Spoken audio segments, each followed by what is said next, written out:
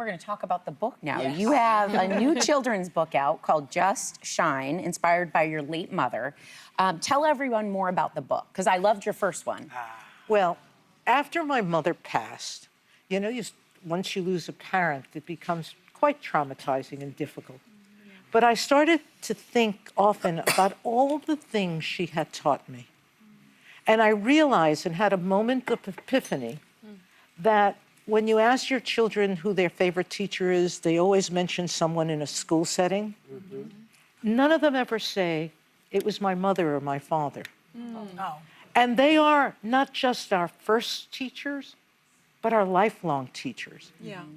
And that everything I understood about how to treat people, how to make others feel important, how to show them they were important to me, came from her. Yeah. Wow. And that lesson is one that every child should know and realize. And every parent should realize.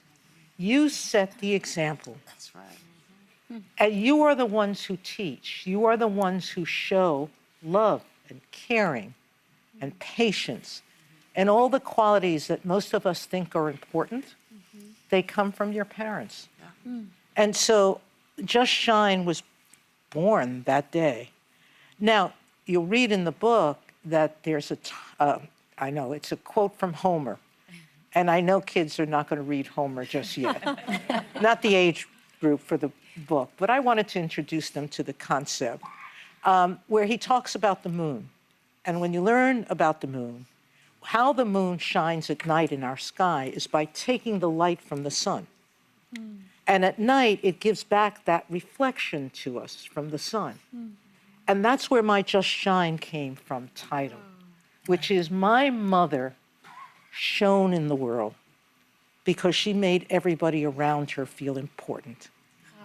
And so the book is trying to teach people how to do that. You are who you are. Yeah.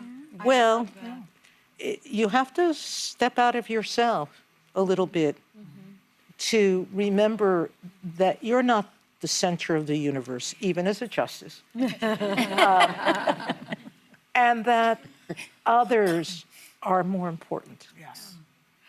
Well, let me ask you this, because we are both Puerto Rican who grew up in the Bronx. In the Bronx Projects. In the Bronx Projects. In the Bronx Projects. Different ones, but Different nearby. ones, but close by. And you once told me that if I ever wrote a book, I must make sure that it is published in Spanish and English, and I have done that. And all of your books are published in Spanish and English. And why is that so important? When I was a kid growing up, it might have been because of economics only, but I don't think so. There just weren't that many children's books in Spanish. I don't remember any whatsoever. And I swore when I grew up that I was going to help change the world. There nearly 30%, nearly, not quite yet, but nearly 30% of children in public schools across the United States speak Spanish. Yes. And that's a huge number of children who can feel left out if they don't have books that can explain concepts in a language they know first. And so I know many parents and many kids who buy the English, buy the Spanish, and compare them. But the purpose of the book was to be inclusive, to make sure that that many children in our country would always have access to books in their language.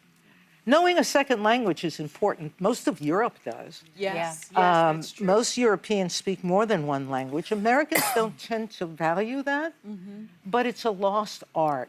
And I think an important art to be multilingual. Yes. And so for me, making it a condition that my publisher has honored from my very first book, my memoir, My Beloved World, Yes. every book I publish comes out the same day in Spanish and English. I love that. Well, Justice, it is always a pleasure to have you at this table. Please come back anytime. Anytime you want to tell us anything, we'll be there. Well, people can read what I write. That's right. And she told you where to go look. That's right. Okay? So our thanks to Justice Sonia Sotomayor. Her new children's book is called Just Shine. And you can buy a copy by scanning the QR code on the screen. And members of the audience